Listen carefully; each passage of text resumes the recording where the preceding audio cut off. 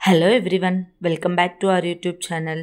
Last పార్ట్లో వాసుదేవుడు ద్రౌపదికి అర్జునుడి చిత్రపటం గురించి చెప్తూ ఉంటాడు. ఆ తర్వాత ఏం జరిగిందో ఇప్పుడు తెలుసుకుందాం.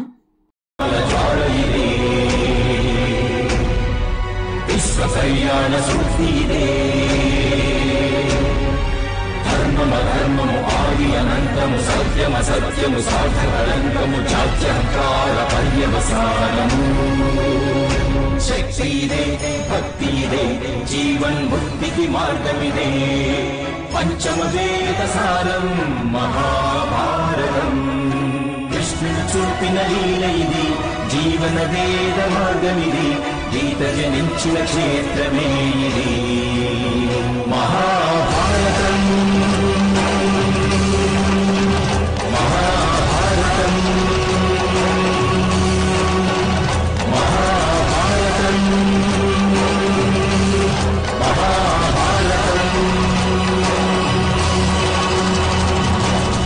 వాసుదేవుడు ద్రౌపదితో, ద్రుపద మహారాజు అర్జునుడు ఈ స్వయంవరంకు రావాలని, నీ వివాహం అతనితో జరగాలని కోరుకుంటున్నాడని చెప్తాడు.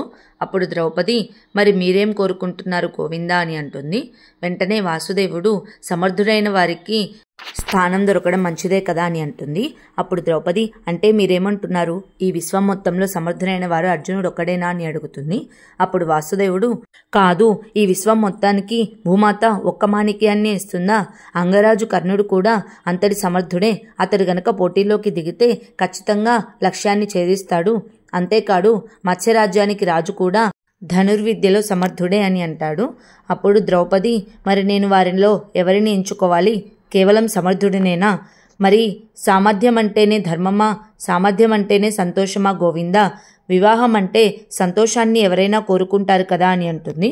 అప్పుడు వాసుదేవుడు, వివాహం అంటే సంతోషాన్ని కోరుకుంటారా? సంతోషాన్ని కోరుకునే వాళ్ళు సంతోషం పొందలేరు ద్రౌపది. సంతోషం గురించి తెలుసుకున్న వాళ్ళకే సంతోషం దక్కుతుంది. నీవు కనుక నీ దృష్టిలో సంతోషాన్ని తెలుసుకుంటే అప్పుడు నీకు ఖచ్చితంగా ఆ సంతోషం దక్కుతుంది అని అంటాడు. అప్పుడు ద్రౌపది, మీరు ఏ విషయాన్ని స్పష్టంగా చెప్పరెందుకు గోవిందా అని అడుగుతుంది. అప్పుడు వాసుదేవుడు నవ్వుతూ, నేను స్పష్టంగా చెప్పనా? అయితే నీవు ఇప్పుడు శివమందిరానికి వెళ్తున్నావు కదా, ఆ పరమేశ్వరుడినే అడుగు. మృత్యువు మోక్షాన్ని ఇచ్చేవాడు ఆ ఈశ్వరుడే కదా. నీకు ఖచ్చితంగా స్పష్టమైన సమాధానమే ఇస్తాడు. ఒకవేళ నీ ప్రశ్నకు సమాధానం యోగ్యమైనదే అయితే ఖచ్చితంగా ఈశ్వరుడు ఆ ప్రశ్నకు సమాధానం ఇస్తాడు ద్రౌపది. నీవు శివమందిరంలోనే దానికి సమాధానం తెలుసుకుంటావు అని అంటాడు. ఆ తరువాత పాండవులు 5 తమ తల్లిని తీసుకొని కాంపిల్య నగరానికి వస్తారు. అప్పుడు ధర్మరాజు ఒక మట్టి కుండలు తయారు చేసే వ్యక్తి దగ్గరికి వెళ్ళి ప్రణామాలు చేసి, ఇక్కడెక్కడైనా ధర్మశాల ఉందా? మేము కొన్ని రోజులు విశ్రాంతి తీసుకోవాలి అని అంటాడు. అప్పుడు ఆ కుండలు తయారు చేసే వ్యక్తి, ఇక్కడ ధర్మశాలలన్నీ నిండిపోయి ఉన్నాయి, మీకు ఎక్కడా చోటు దొరకదు అని, మీరు బ్రాహ్మణులా అని అడుగుతాడు. అప్పుడు ధర్మరాజు ఆలోచించి, మా వేషధారం చూస్తే బ్రాహ్మణులాగే ఉంది కదా అని అంటాడు. అప్పుడు ఆ కుండలు తయారు చేసే వ్యక్తి, మీరు కొంత అసత్యాన్ని చెప్తున్నారు, కొంచెం సత్యాన్ని చెప్తున్నారు. కొంచెం సత్యాన్ని చెప్తున్నారంటే అసత్యం కొంచెం చెప్తున్నట్టే కదా అని అంటాడు. అప్పుడు ధర్మరాజు, అవును, మీరు చెప్పేది నిజమే.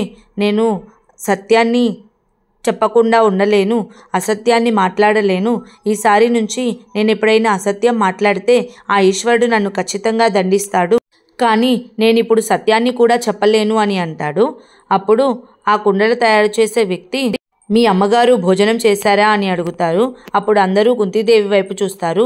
అయితే రండి, భోజనం చేయండి, కొంచెం సేపు విశ్రాంతి తీసుకోండి అని అంటాడు.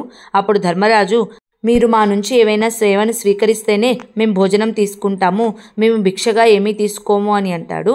అప్పుడు ఆ కుండలు తయారు చేసే వ్యక్తి, నేను ఈ మట్టి కుండలను తయారు చేస్తాను, నేను ముసలివాడిని అయినాను, మీరు యవ్వనవనులతో ఉన్నారు కదా, అందుకని మీరు ఈ కుండలు తయారు చేయండి, నేను మీకు భోజనము విశ్రాంతి సంగతి చూస్తాను అని చెప్తాడు. వెంటనే భీముడు, అయితే ముందు సేవ చేద్దాము, మట్టిని ఎక్కడి నుంచి తవ్వాలో చెప్పండి అని అంటాడు. వెంటనే అర్జునుడు, మట్టిని పర్వతాలు తయారు చేయడం కోసం కాదన్నయ్య, కుండలు తయారు చేయడం కోసం కొంచెం తీస్తే చాలు అని అంటాడు. అప్పుడు ఆ కుండలు తయారు చేసే వ్యక్తి, అయ్యో నాయనా, ఎంత మట్టి తెచ్చినా సరిపోదు, ఎందుకంటే మా మహారాజు మా రాకుమారికి స్వయంవరం ప్రకటించారు. దేశ దేశాల నుంచి ఎంతోమంది రాజులు వచ్చారు కనుక లెక్కలేనన్ని కుండలు పాత్రలు తయారు చేయవలసి వస్తుంది అని అంటాడు. అప్పుడు అర్జునుడు రాకుమారి శిఖండినికా స్వయంవరం అని అడుగుతాడు. అప్పుడు ఆ కుండలు తయారు చేసే వ్యక్తి, కాదు, మా మహారాజుకు అగ్నిదేవతలు ఒక కూతురుని బహుమానంగా ఇచ్చారు. మా రాకుమారి చాలా దివ్యంగా ఉంటుంది. మా రాకుమారిని ఎవరు పెళ్లి చేసుకుంటారో కానీ చాలా అదృష్టవంతుడు అని అంటాడు. ఆ తర్వాత భీముడు అర్జునుడు మట్టిని తీసుకురావడానికి బయలుదేరుతారు. అప్పుడు ఆ కుమ్మరి, పాత్రలు తయారు చేయడానికి మట్టిని శివమందిరం వెనుక నుంచి తీసుకురండి, అలాగే కుండలు తయారు చేయడానికి మట్టిని చెరువు గట్టు దగ్గర నుంచి తీసుకురండి అని చెప్తాడు. బయలుదేరుతారు. ఆ తర్వాత ద్రౌపది తన పల్లకిలో శివమందిరానికి బయలుదేరుతూ పరమేశ్వరుడు నా ప్రశ్నకు సమాధానాన్ని ఇవ్వగలుగుతాడా అని ఆలోచిస్తూ ఉంటుంది.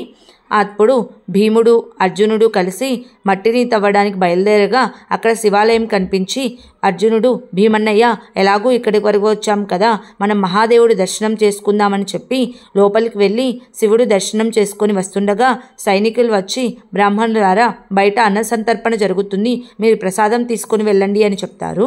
అప్పుడు అర్జునుడు ఎందుకు అని అడుగుతాడు. అప్పుడు ఆ సైనికులు, రాకుమారి ద్రౌపది శివపూజ చేయడానికి ఇక్కడికి వస్తుంది అని చెప్తారు. అప్పుడు భీముడు అర్జునుడు బయటకు బయలుదేరుతారు. ఆ తర్వాత అర్జునుడు భీముడిని పదండి అన్నయ్య వెళ్దాము అని అంటాడు. అప్పుడు భీముడు మనం భోజనం చేసిన తర్వాత వెళ్దాము అని అంటాడు. వెంటనే అర్జునుడు లేదన్నయ్య, మనల్ని శిఖండి చూస్తే ప్రమాదం కనుక మనం ముందు ఇక్కడి నుంచి వెళ్ళాలి అని భీముడిని తీసుకొని వెళ్ళిపోతాడు. ఆ తర్వాత రాకుమారి ద్రౌపది పల్లకీ నుంచి దిగి శివాలయం లోపలికి వెళ్ళి శివునికి పూజ చేస్తూ ఉంటుంది.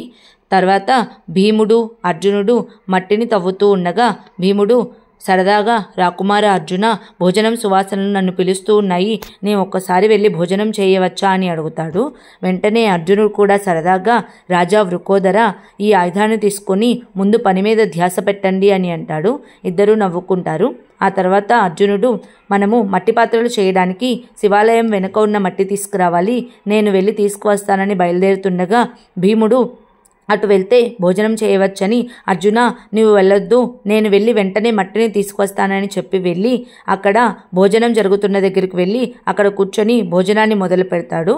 ఆ తర్వాత ద్రౌపది శివయ్యకు పూజ చేస్తూ, గోవిందుడు ఎప్పుడూ ఈశ్వరుడు సత్యమే చెప్తాడని చెప్తాడు, మరి నా ప్రశ్నకు సమాధానం దొరుకుతుందా అని అడిగిన వెంటనే శివలింగం నుంచి ఒక పువ్వు వచ్చి ద్రౌపది చేతిలో పడుతుంది. ఆ తర్వాత అర్జునుడు భీముణ్ణి వెతుక్కుంటూ ఆలయంలో దగ్గరికి రాగా భీముడు భోజనం చేస్తుండడాన్ని చూసి నవ్వుకొని మట్టి తీసుకురావడానికి బయలుదేరుతాడు. ఆ తర్వాత ద్రౌపది కూడా అర్జున్ని అడుగు దగ్గరికి వచ్చి అక్కడ ఆగిపోయి చూస్తూ ఆ అడుగుల వెంటే వెళ్తూ ఉంటుంది. అప్పుడే దాసి కూతురైన మాలిని వచ్చి, రాకుమారి శిఖండిని మిమ్మల్ని తొందరగా తీసుకురమ్మంటుంది, మనం వెళ్ళాలి పదండి అని ద్రౌపదిని తీసుకువెళ్తుంది. ఆ తర్వాత ద్రౌపది పల్లకిలో ఎక్కి ప్రయాణానికి సిద్ధంగా ఉంటుంది. అప్పుడే అర్జునుడు కూడా వస్తాడు. అప్పుడు ద్రౌపది అర్జునుడిని చూస్తుంది. అర్జునుడు కూడా ద్రౌపది వైపు చూస్తూ ఉంటాడు. ఆ తర్వాత ఏం జరిగిందో నెక్స్ట్ పార్ట్లో తెలుసుకుందాం. Please like, share and subscribe to our YouTube channel.